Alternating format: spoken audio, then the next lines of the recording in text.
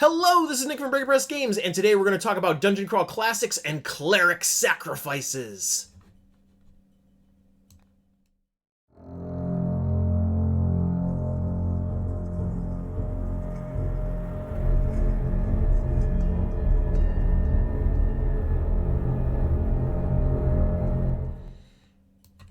Alright, so what prompted this video is this month on Patreon, or I should say in the month of May on Patreon, we released the Icon Bearer mini class zine, and there's a rule in here having to do with sacrifices in order to reduce your disapproval range.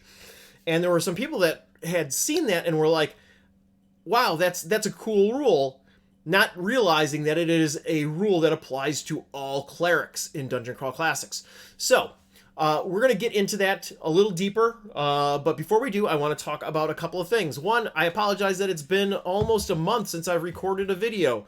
I spent the last couple of weeks shipping out all the copies of Desperation of the Hungry. Everything has been shipped to everyone except for one person who has not filled out their backer survey, and Midwinter Gaming Convention, who I just need to arrange pickup or drop off.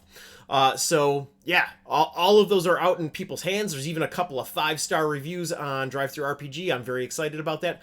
Thank you very much to whoever did that, and I appreciate all of the support. So that being said, yeah, let's talk about ways really quick that you can support Breaker Press Games. There is the content that is on the Goodman Game Store, as well as Exalted Funeral and Noble Knight Games. You can go to the Breaker Press web store, and you can also support us on Patreon. As I mentioned, this month's release was the Icon Bearer, and if you are a Patreon backer at $5 and above, you get something in the mail every month. And this month is going to be a pamphlet called Halo of Flies, which is based on Aestel the Wanderer. So, and I already started work on the July one as well. So yeah, moving on, let's talk about Cleric Sacrifices. Now, I am going to link the disapproval video right here, because in order to understand sacrifices, you need to understand disapproval. But I'm going to give a very brief primer. Disapproval increases every time you fail a spell check, and that includes laying on hands, turning unholy, and requesting divine aid. So that means that disapproval starts at a 1. So if you are rolling a spell check and you roll a natural 1, then you roll on a special chart called the disapproval chart. But that the range increases as you fail spell checks. So if you go to lay on hands and you roll a 9 and you're like, well, you know, that character's healing didn't matter anyway. That then increases it to a 2. So if you roll a 1 or a 2, then it causes disapproval. And anytime you fail a spell check in the course of a day, it increases. So, additionally, it increases for sinful uses of divine power, like healing someone of an opposed alignment. So we could actually link the alignment video here as well to discuss that in greater detail, because all of these little mechanics are interconnected. So let's talk about sacrifices. So a cleric may make a sacrifice to their deity in order to regain favor.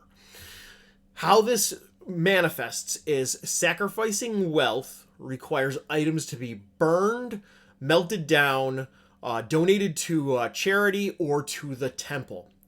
Ultimately, whatever you donate has to be removed from the party in a way that it can't come back to the party. And so the rule that they have in the DCC rulebook is that for every 50 gold pieces of value, you get 1 point back. Now, in my own standard setting, we use a copper standard instead of gold pieces, so I've changed that to 50 coins. So if you have the Icon Bearer and you're using this in a standard game of Dungeon Crawl Classics where it says 50 coins, it's 50 gold pieces. But in a standard setting game, then it is going to be 50 copper pieces or any other coin. So that being said, moving on. You can also use a great deed, quest, or act of service to your deity. That can be something that can be done at the jurisdiction of your judge. So ultimately, the reason why this exists is because of the fact that disapproval, if you have a string of bad luck with how swingy the D20 system is, if you have a string of bad luck, you can accrue disapproval very quickly. You fail, several spell checks in a row, and now you're in a situation where you've accrued a ton of disapproval, and every time you make a spell check after that, it is a great risk to you because of the disapproval table.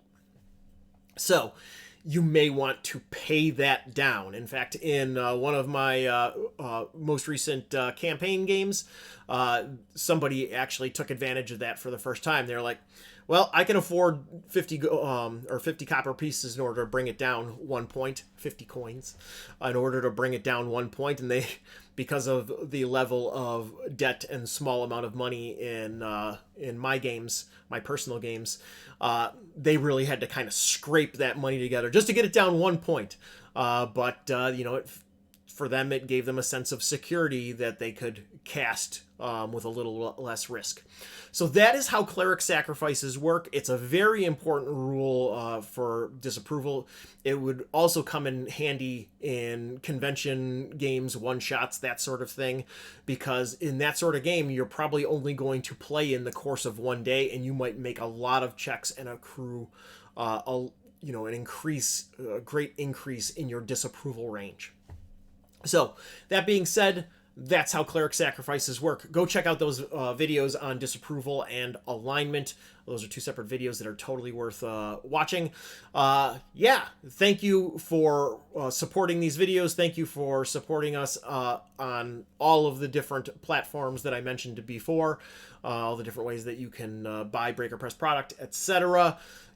And we still have the Precipice of Corruption t-shirts in the Breaker Press web store. We're actually going to order another batch very soon. So thank you so much for supporting indie games and indie game designers. Check out those other videos, and I'll talk to you all soon.